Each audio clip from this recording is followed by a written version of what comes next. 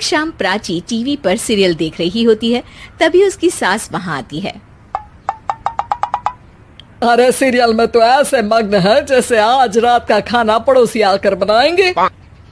मुझे पता ही नहीं था आपने अपने बेटे की शादी पड़ोस में भी की हुई है। हैं? मतलब?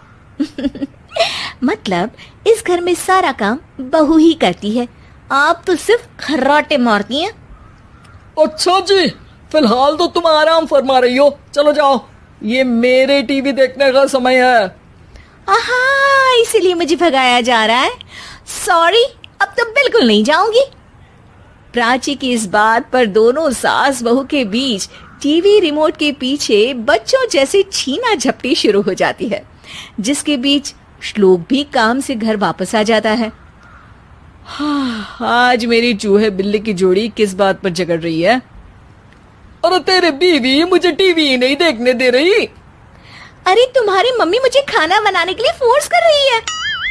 अरे वाह, ऐसे बेतुके रीजन पर तो बच्चे भी झगड़ा नहीं करते। अरे मुझे कुछ मत बोल, सब इसने ही शुरू किया है। हाँ हाँ, जैसे आप तो बहुत दूध की धूली है ना। अरे बस, दोनों चुप। प्राची जाओ, खाने की तैयारी करो। और माँ तुम छोड़ो, तुम्हें क्या बोलूं, शांति से अपना सीरियल देखो, मुझे दोबारा लड़ने की आवाज सुनाई नहीं देनी चाहिए। ऐसा बोलकर श्लोक वहां से चला जाता है, जिसके पीछे पीछे प्राची भी कुछ न कुछ बड़बड़ाते हुए रसोई में चली जाती है।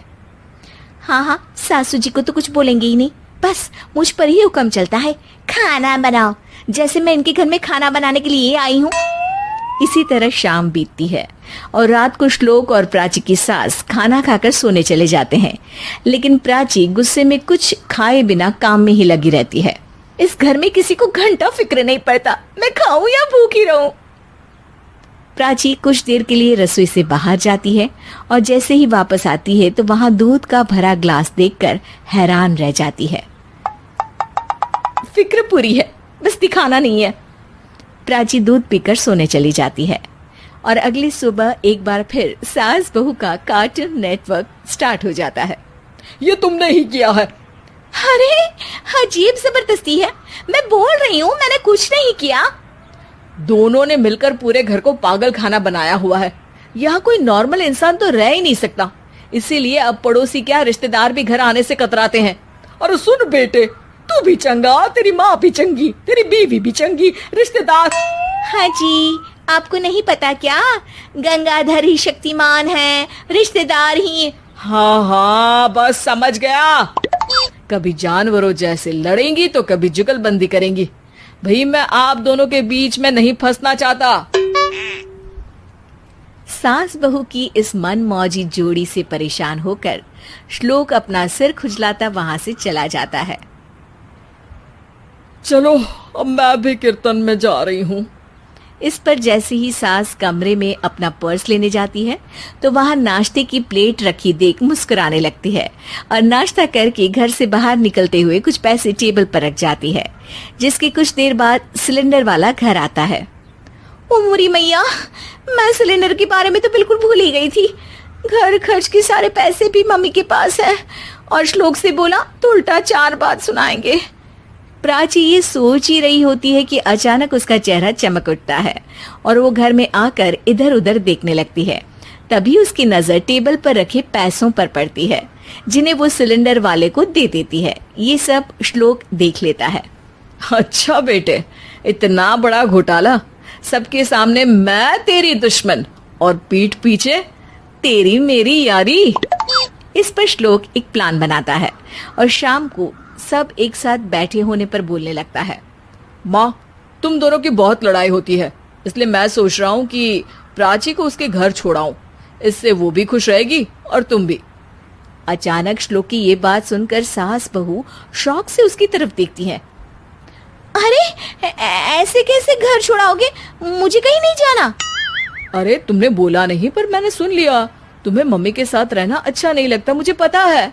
अरे वो अरे, जब बहू खुद कुछ काम बोले तो वो तुझे सुनता नहीं, और अब जो इसने बोला ही नहीं वो तू समझ गया। जब उसे नहीं जाना तो फिर जबरदस्ती क्यों कर रहा है? अच्छा, फिर आपको मौसी के घर छोड़ाता हूँ, बस अब आप दोनों एक घर में एक छत के नीचे नहीं रह सकती। मैं इस टॉम एंड जेरी की जोड़ी को और नहीं झेल सकता। है? ऐसे कैसे नहीं रह सकते? तुम्हें इतनी दिक्कत है तो तुम्हारा बोरिया बिस्तर पैक कर देती हूँ, लेकिन मम्मी जी कहीं नहीं जाएंगी। बिल्कुल यही सुनना था मुझे। अगर दोनों में इतना ही प्यार है फिर हर वक्त ये लड़ाई का नाटक क्यों करती हो? देखा मैंने कैसे माँ किचन में दूध रखती है और तुम उनके लिए कमरे में नाश्ता रखती हो, और कैसे वो पहले ही तुम्हारी दिक्कत समझकर घर में पैसे रखकर बाहर जाती है। अरे भाई, इतना ड्रामा तो डेली सोप में भी नहीं होता जितना तुम दोनों ने इस घर में फैलाया हुआ है। तू हमें टॉम एंड जेरी बोलता है ना, तो याद कर वो दोनों भी एक दूसरे को बाहर वालों की बुरी नजर से बचाने के लिए हमेशा सबके सामने लड़ते थे, लेकिन अकेले में दिक्कत के समय मदद भी तो करते थे। बस हमारा रिश्ता भी कुछ ऐसा ही है। और वैसे भी अगर सास बहू में तू मैं नहीं होती तो दुनिया वालों को कहानियां कैसे मिलेंगी?